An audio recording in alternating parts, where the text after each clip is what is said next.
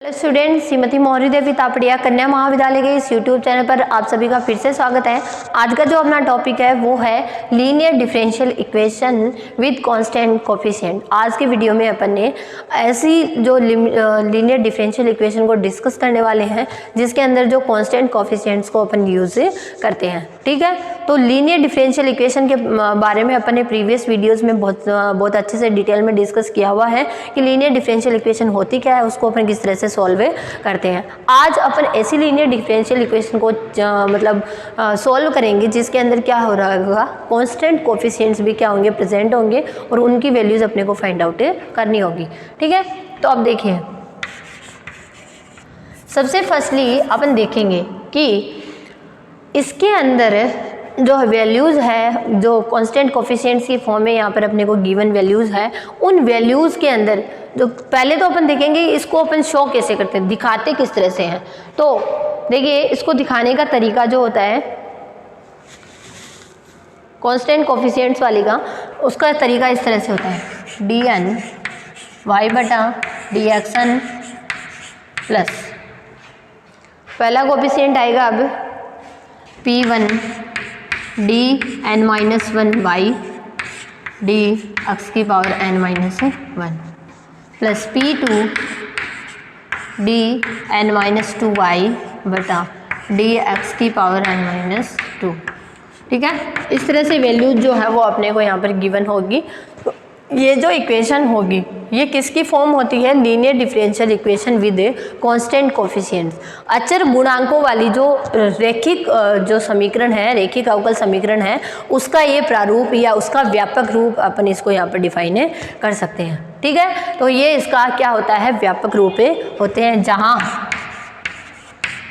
P1, P2, P3 क्या होते हैं, अचर गुणांक कहलाते हैं, कांस्टेंट कोफिशिएंट होते हैं।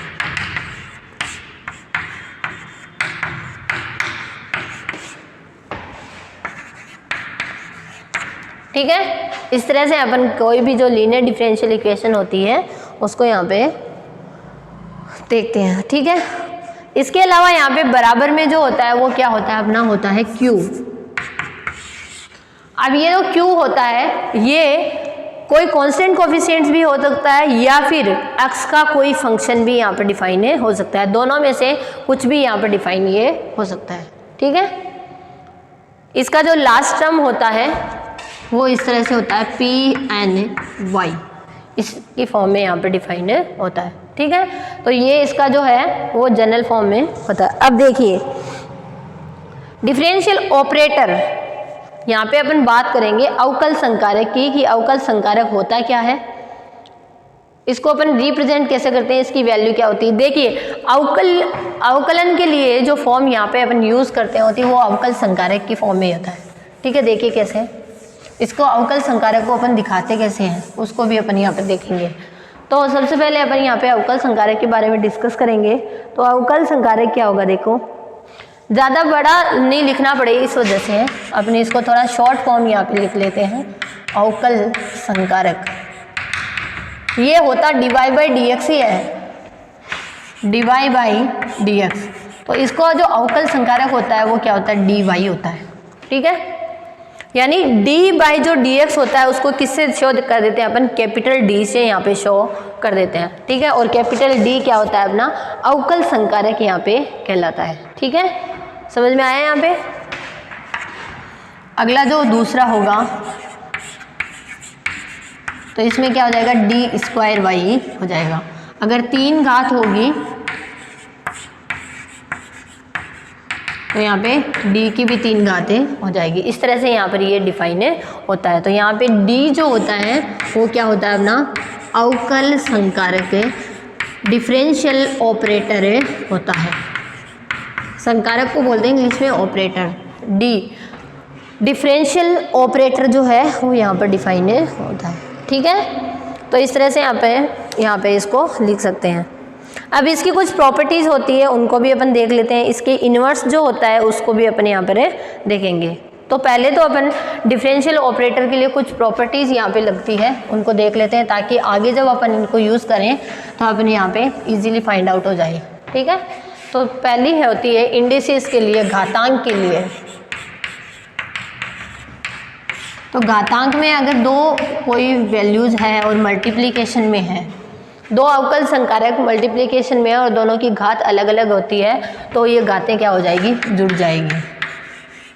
इस तरह से इसको लिख सकते हैं अपन इजीली, ठीक है। ये इसकी इंडिसेस का रूल होता है। दूसरा इसमें क्रम विनिमयता का रूल होता है, कॉम्यूटेटिव प्रॉपर्टी, ठीक है।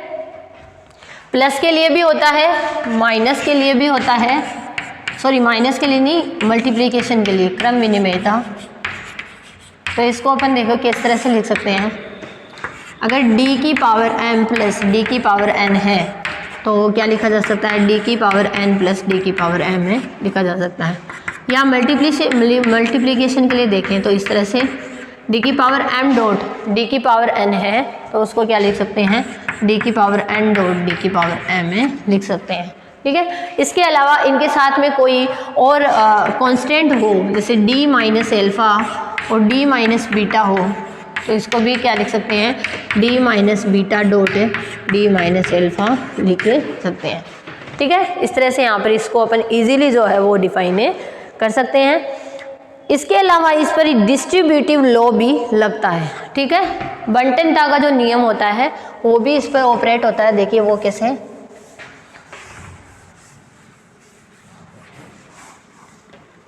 डिस्ट्रीब्यूटिव लॉ बंटनता,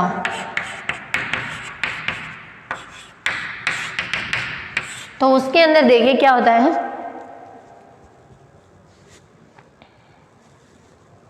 यानी कोई भी दो वैल्यूज पर एक साथ में ऑपरेट किया अपन ने इस तरह से, तो इसको अपन क्या लिख सकते हैं, d की power m u plus d की पावर m v। इस तरह से इसको अपन तोड़ के लिख सकते हैं, ठीक है। इजीली जो है ये अपना यहाँ पर फाइंड आउट हो जाता है। देखो इसको एग्जाम्पल से भी अगर अपन समझना चाहें तो समझ सकते हैं।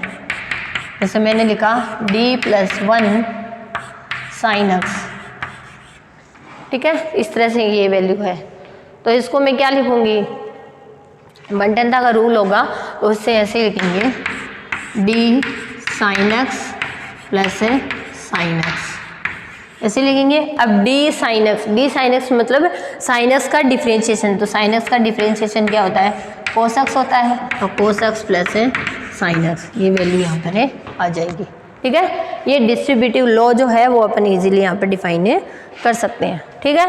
अब अपन देखेंगे inverse of A differential operator. कोई भी जो डिफरेंशियल ऑपरेटर होता है उसका इनवर्स किस तरह से अपन फाइंड आउट करते हैं। तो अपन वैसे तो जानते हैं कि अवकल का जो प्रतिलोम होता है वो क्या होता है, अवकलन का प्रतिलोम होता है इंटीग्रेशन यानी समाकलन, अवकलन का प्रतिलोम होता है समाकलन। तो अगर अपन देखें कि अवकल संकारक का प्रतिलोम, अवकल संकारक का प्रतिलोम इनवर्स, तो अगर अपन इनवर्स देखें तो इनवर्स अपना कितना होता है, यहाँ पे होता है d इनवर्स, या 1/d जो होता है वो किसके बराबर होगा, समाकलन के बराबर यहाँ पर होगा। यानी 1/d, और अगर कोई आगे फंक्शन दिया हुआ है तो उस फंक्शन का अपन क्या करेंगे, अवकलन नहीं करके अपन क्या करेंगे, उसका समाकलन जो है वो करेंगे। जैसे एग्जाम्पल में अपने को दे दिया यहाँ पे 1/d कोस एक्स, ठीक है। तो इस कंडीशन में आप क्या करोगे, कोस एक्स का क्या करेंगे अपन इंटीग्रेशन करेंगे, ना कि डिफरेंशिएशन, ठीक है। कोस एक्स dx तो क्या आ जाएगा, साइन एक्स प्लस सी यहाँ पे डिफाइन हो जाएगा। इस तरह से अपन यहाँ पे लिख सकते हैं। और अगर 1/d स्क्वायर हो जाए, मतलब 2 बार हो जाए 2 घात में, तो अपन जो इंटीग्रेशन होगा वो कैसा हो जाएगा, डबल हो जाएगा। 2 बार इंटीग्रेशन यहाँ पर अपने को करना पड़ेगा, ठीक है। तो इस तरह से अपन इसको फाइंड आउट कर सकते हैं। आई होप आपको समझ आया होगा कि अवकल संकारक का प्रतिलोम जो है वो किस तरह से अपन फाइंड आउट करते हैं। अब देखिए, अब यहाँ पर एक नई चीज़ जो है वो आपके लिए आती है कि यहाँ पे स्वतंत्र, एक घात स्वतंत्र और एक घात प्रतंत्र चर से क्या मतलब होता है, ठीक है। कोई भी जो हो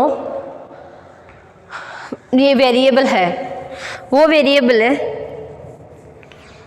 लीनियर इंडिपेंडेंट कब होता है और लीनियर डिपेंडेंट कब होता है, उसकी कंडीशन को अपन यहाँ पर देखेंगे।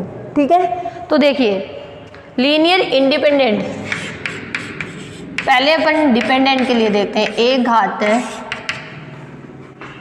स्वतंत्र चर, लीनियर डिपेंडेंट LD।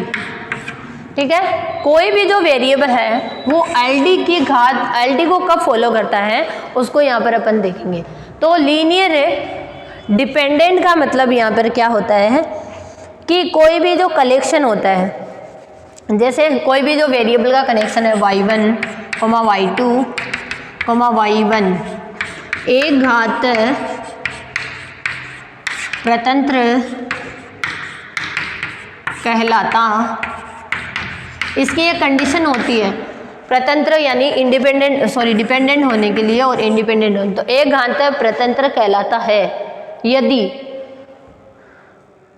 यदि इनकी जो समीकरण होती है, जो कांस्टेंट की फॉर्म में C1y1 plus C2y2 plus Cn yn, इसका जो हल है वो क्या होगा, इसके हल में जितने भी कांस्टेंट है वो कैसे हो जाएंगे, जीरो होंगे। यदि इसका हल C1 बराबर C2 बराबर C3 बराबर Cn बराबर क्या हो जाए, जीरो, यानी जितने भी कांस्टेंट इसके अंदर प्रेजेंट है वो सभी के सभी कांस्टेंट क्या हो जाए, जीरो हो जाए। तो इस कंडीशन में ये क्या होता है, ये जो वेरिएबल का जो अपने यहाँ पे कोई भी समूह लिया है, ये वेरिएबल का जो समूह है वो कैसा हो जाएगा, लीनियर डिपेंडेंट यहाँ पर हो जाएगा, एक घात स्वतंत्र यहाँ पर हो जाएगा। ठीक है, ये होती है लीनियर डिपेंडेंट की कंडीशन। उसके बाद में आता है लीनियरली इंडिपेंडेंट। तो लीनियरली इंडिपेंडेंट का मतलब क्या होता है, लीनियरली इंडिपेंडेंट यानी LI, एक घात है स्वतंत्र, LI लीनियर इंडिपेंडेंट। तो एक घात है स्वतंत्र कब कहलाएगा, यदि इनमें से कोई भी एक कांस्टेंट क्या हो जाए, नॉन जीरो हो जाए। ठीक है, यानी जीरो के बराबर नहीं हो, यानी सारे कांस्टेंट जो है वो अगर जीरो के बराबर नहीं होते हैं। ठीक है, इस कंडीशन में अपना जो ये वेरिएबल का जो कलेक्शन होगा वो क्या कहलाएगा, यदि इसके कलेक्शन में C1 जो है वो नॉट इक्वल क्या आ जाए, जीरो हो जाए, बाकी सब क्या हो जाए, जीरो।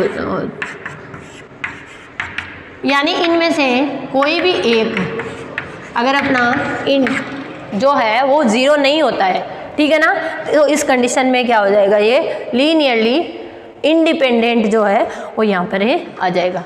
ठीक है ना, इस तरह से अपन linear differential equation with constant coefficients के अंदर अपन ने जो है वो क्या क्या पढ़ा है, पहले तो इसका व्यापक रूप है वो किस तरह से होता है उसको अपन ने देखा है, और दूसरा उसके अपन ने जो अवकल संकारक है उसके बारे में देखा है, अवकल संकारक के इन्वर्स के बारे में देखा है, और लीनियरली इंडिपेंडेंट और लीनियरली डिपेंडेंट के बारे में डिस्कस किया है। ठीक है, तो ये था अपना आज का वीडियो जिसमें अपन ने लीनियर डिफरेंशियल इक्वेशन के विद कांस्टेंट कोफिशिएंट को डिस्कस किया है। आई होप आपको समझ आया होगा। आप इस वीडियो को ध्यान से देखिएगा और कुछ भी नहीं समझ में आता तो शेयर कीजिएगा। Thank you so much.